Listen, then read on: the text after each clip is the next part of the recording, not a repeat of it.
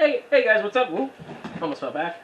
What's up, guys? I'm back. It's been about almost 4 hours since, maybe 3 to 4 hours since I came back from movie theaters. Not too sure, but anyways, as you can see right here, my ticket. Sorry, that's a little blurry. They weren't really good with the print there, but Jesus, ain't this? Yeah. Somewhat better. I don't know why when you hold something up close it won't work. But yeah, but my ticket to Shang-Chi, Legend of the Ten Rings, and let me tell you, when I first heard about the movie and everything going into it, I was not impressed, only because I was just never, unless it's, no disrespect, I know it's more than a martial arts and slash karate movie, but I never really liked karate movies, even with Jackie Chan, and everyone loves Jackie Chan. But I knew there was something more to this movie than, obviously, the whole Kung Fu and everything else related that is, like Muay Thai and etc. But I still wanted to see it, so I wasn't in too hurry, but I said, let's go ahead and go today. Go today early, so I don't have to worry about going at night. And, first impressions were, first impressions for me, I'd like to start with the music. From the orchestra to several musics, this is not a spoiler per se, but you will hear Hotel California several times. Won't say where, but the choice of music from certain artists, certain genres, etc. It's very good. I liked it. I'm not too nitpicky about it, so that was good. I liked there were some cameos. There are some really good cameos that I liked. There was a certain person that I saw in the trailer. You probably see him in the trailers. I won't spoil too much. I won't spoil it. You've probably seen it in the trailers. There are two people that I saw in that movie. I'm like, oh wow, they're really going into it. And then all of a sudden they're like, wait, what? It's hard to explain. It's hard to explain because I don't want to spoil anything. But be ready when you see two people fighting, and then you see them next doing something else. And I'm not talking about the main character, Shang-Chi, his father, because this is if you've seen the trailer, it's about him versus his father.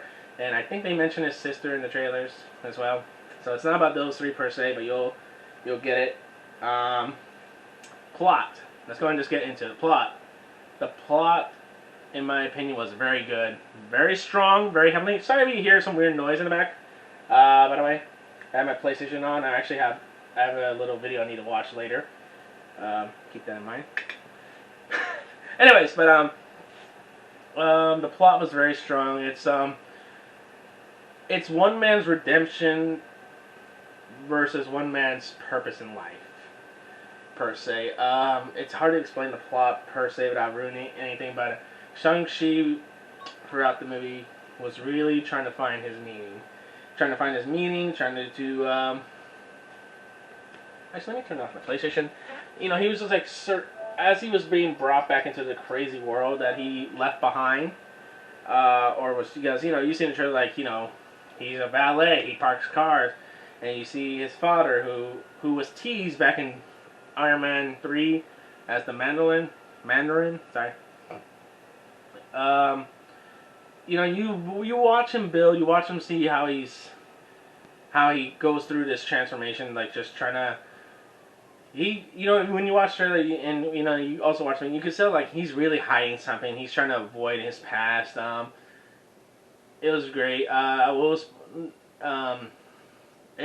very interesting to see how much he did. He didn't despise his father the way you might kind of see it, because he kind of wanted to get away from that. Have you seen the trailers? You read the comic books.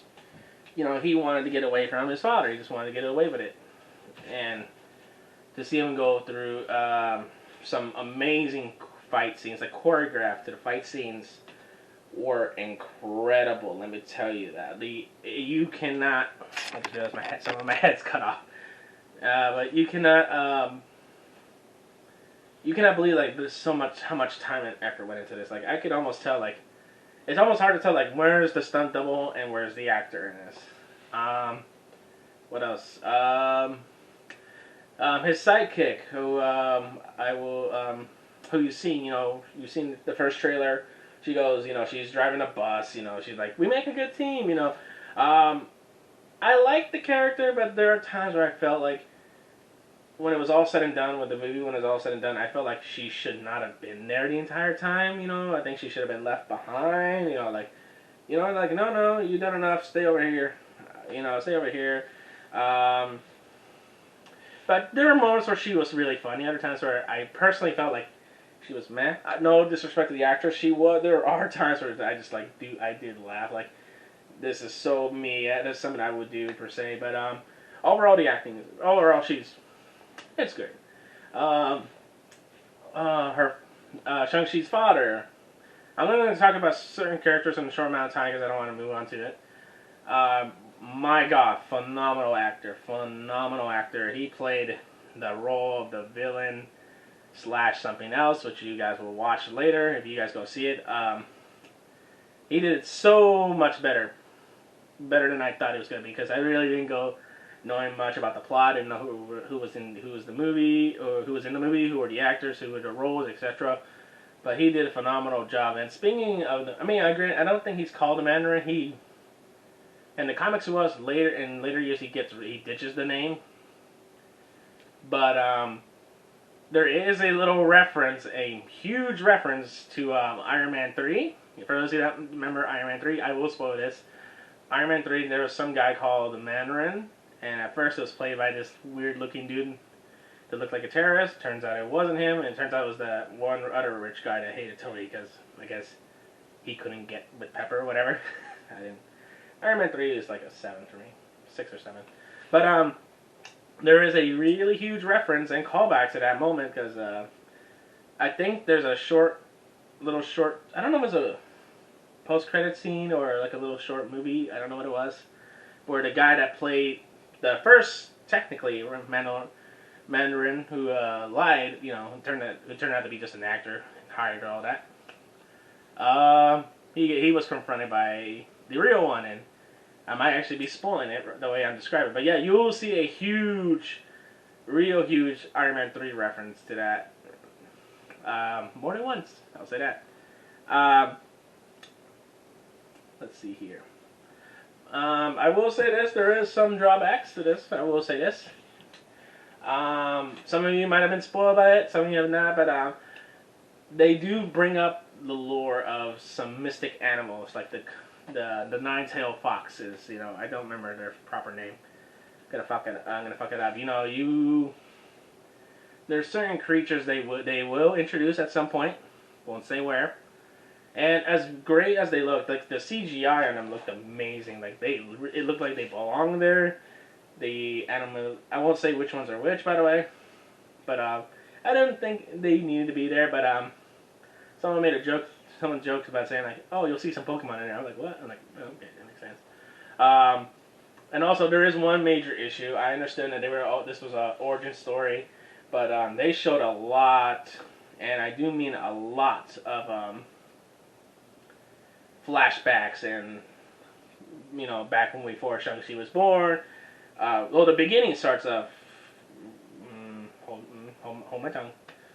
But there was like a couple of flashbacks where I don't need, like, okay, I get this, I get that. Some of it, I don't think they needed to explain certain things. They could have just talked about it. They didn't really need to make a full scenes about it. Because it was done quite a lot for me, personally. But there are certain moments that were impactful because talking about the emotional moments now, oh my God. Well, there were parts where I'm just like, Jesus Christ, you poor bastard. And I just really, can anyone see my eyes? I look creepy like this.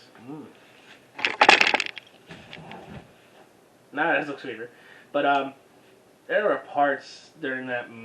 There were some parts about some harsh upbringings or some.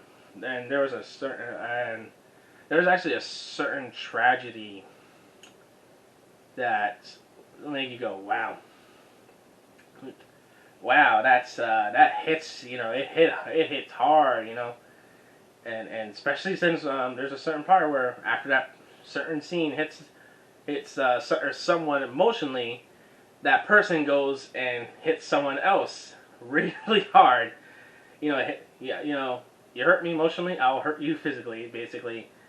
And man, there were some back to choreograph. with the Ten Rings. You know, the Ten Rings and the history and the post. Actually, there is a post-credit scene, although I didn't really got it. I wasn't really hyped about what they showed about the post. Stick to mid-credit. Mid-credit's much more important about the Ten Rings. The history about the Ten Rings was amazing and fascinating to learn, and just wow, phenomenal. It almost makes like if you've seen the trailers, it almost like, man, I would love to actually have those. And I know a certain blue hedgehog would like to have those. But overall, I think this movie is going to be a 9. Like I said, there were certain parts about a certain character. You know, I think her name was Katie, the character's name. There were certain times I didn't feel she needed to be there. Sometimes the flashbacks and going in depth with some of it. You didn't need to make a full scene about it. You could have talked about it a little bit, you know. But most of them, it's hard to say most. But overall, it was just amazing. A phenomenal job between every single actor that was in there. Another thing I will say, there are certain people that, you know, during the final fight, won't spoil, there are some people that I feel like died without any proper conclusion.